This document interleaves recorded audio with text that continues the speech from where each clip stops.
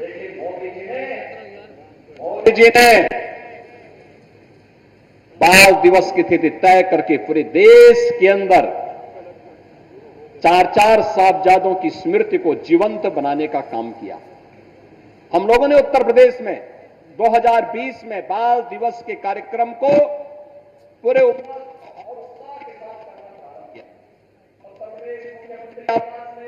होता है और वह आयोजन बाल दिवस का होता है, जिसमें गुरु गोविंद सिंह जी महाराज के चार चार साहबजादों की स्मृति को हम समर्पित उस बाल दिवस के कार्यक्रम को हम आयोजित करते हैं। सभी कार्यक्रमों को स्थगित कर दिया। आज मैं इसी आपके पास आया हूं, एक कलहड़ का इतिहास, कलहड़ का कश्मीर किसने बर्बाद किया। देश के अंदर अपनी पौराणिक और वैदिक परंपरा को जीवित रखने वाला एक कश्मीर आज कांग्रेस ने, पीडीपी ने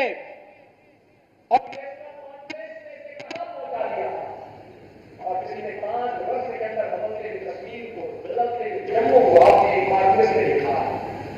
बहनों और भाइयों, आज ये 5 वर्षों में जो बदलाव आपको देखने को मिला है, ये सचमुच एक नए भारत का नया जम्मू कश्मीर है, जो आज टूरिज्म स्टेट में होकर टूरिज्म का एक बेहतरीन डेस्टिनेशन के रूप में देश और दुनिया को अपनी ओर आकर्षित करता है। याद करते उनके समय में भारत के आन मान और शान के तिरंगा को फहराने के लिए गुहार लगानी पड़ती थी कांग्रेस के समय में या पीडीपी या फिर नेशनल कॉन्फ्रेंस के समय में। लेकिन आज जम्मू कश्मीर के अंदर G20 के समिट होते हैं, दुनिया आकर के देखती है जम्मू कश्मीर के अंदर की टूरिज्म के डेस्टिनेशन के साथ साथ एक अंतर्राष्ट्रीय स्तर का समिट यहां पर पूरी दुनिया को अपनी ओर आकर्षित करता है। बहनों और भाइयों, एक लंबी परंपरा अमरनाथ की यात्रा इस बार हम देख रहे थे। पहले धमकी आती थी कि अमरनाथ की यात्रा नहीं होने देंगे, पहले धमकी आती थी उनके समय में और वे लोग सहम जाते थे, और अब तो पूरा देश और पूरी दुनिया बाबा बर्फानी के दर्शन करने के लिए अमरनाथ की यात्रा में आता है। धूम धड़ाके के साथ आता है, धूम धड़ाके के साथ जम्मू कश्मीर की सुगंध को लेकर के पूरी दुनिया के अंदर पहुंचाने का काम करता है। माता वैष्णो देवी का दर्शन करने के लिए पूरा भारत आता है, पूरी दुनिया के सनातन हिंदू धर्मावलंबी आते हैं, पूरी श्रद्धा भाव के साथ यहां आते हैं।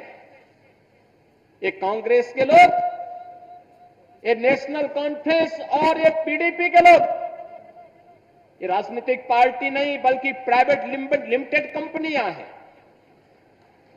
प्राइवेट लिमिटेड कंपनियां निवेश करें और उसके माध्यम से उद्योग धंधे चलाएं तो ठीक बात है, लेकिन राजनीति में प्राइवेट लिमिटेड कंपनियां बंद होनी चाहिए, क्योंकि ये राजसत्ता को अपनी बपौती मान करके आम जनता का शोषण करते हैं।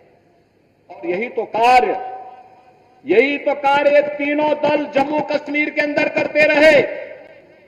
इन्होंने यहां दलितों को आरक्षण नहीं देने दिया, इन्होंने यहां पकड़वालों को आरक्षण नहीं देने दिया, इन्होंने यहां पहाड़ियों को आरक्षण नहीं देने दिया, इन्होंने यहां पर मुख्य धारा के साथ यहां से जुड़ी हुई जातियों को जोड़ने के लिए कोई सार्थक प्रयास नहीं किया, बल्कि 1947 में पाकिस्तान से जो लोग, जिनकी संपत्ति वहां छीन ली गई थी, जो लोग भारत के अंदर आए थे, इनको भी उन्होंने नागरिकता नहीं देने दी।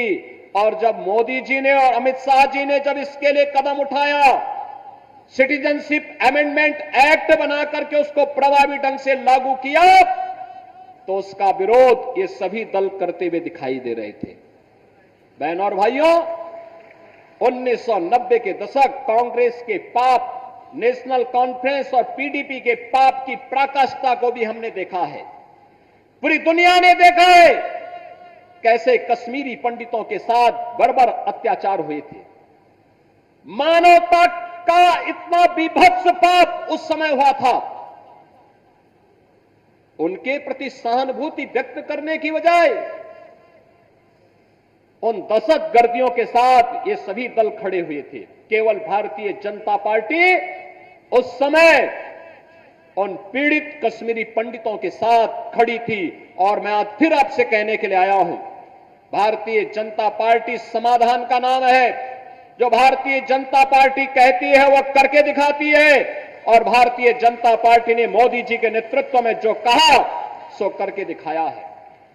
आज जम्मू कश्मीर में टूरिज्म का बेहतरीन डेस्टिनेशन है, आज बेहतरीन कनेक्टिविटी है, आज यहां पे वर्ल्ड क्लास इंस्टीट्यूशन स्थापित हो रहे हैं।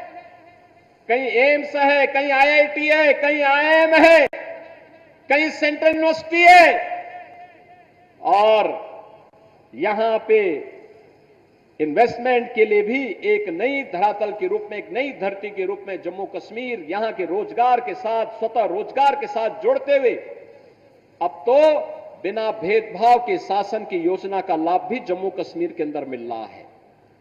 आप अनुमान करिए, लगभग 2.25 लाख गरीबों को प्रधानमंत्री आवास योजना में एक आवास उपलब्ध हुआ है। पहले पैसा कहां जाता था?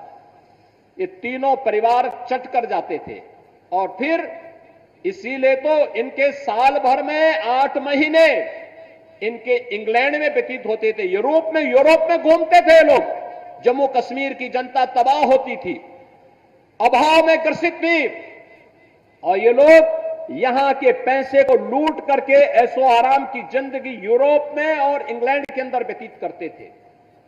बहनों और भाइयों, आज यहां पे फ्री में राशन का लाभ प्राप्त हो रहा है, आयुष्मान कार्ड की सुविधा उपलब्ध हो रही है, बेहतरीन कनेक्टिविटी के साथ हर घर नल की योजना को आगे बढ़ाने का कार्य हो रहा है।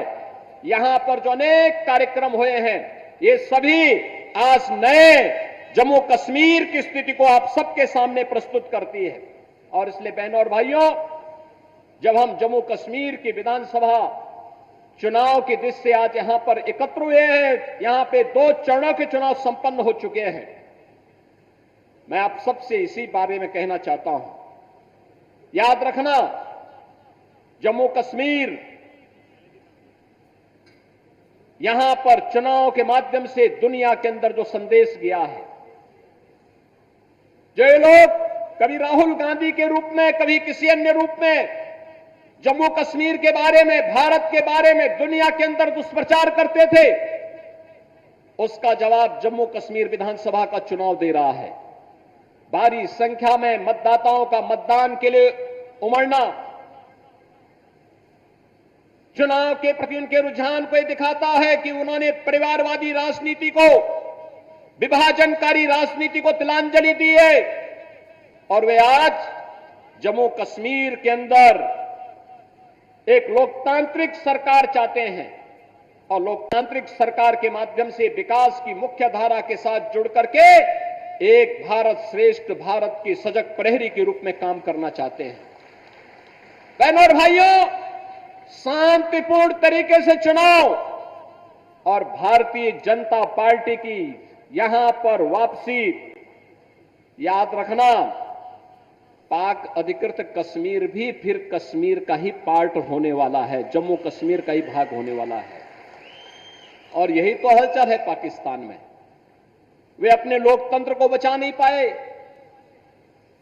उनको अपने लोकतंत्र को बचाने के लिए मशक्कत करनी पड़ रही है, और मशक्कत करते करते आज पाकिस्तान इस स्थिति में पहुंच गया है कि वहां पे 1 किलो आटा के लिए भी लाले पड़ रहे हैं।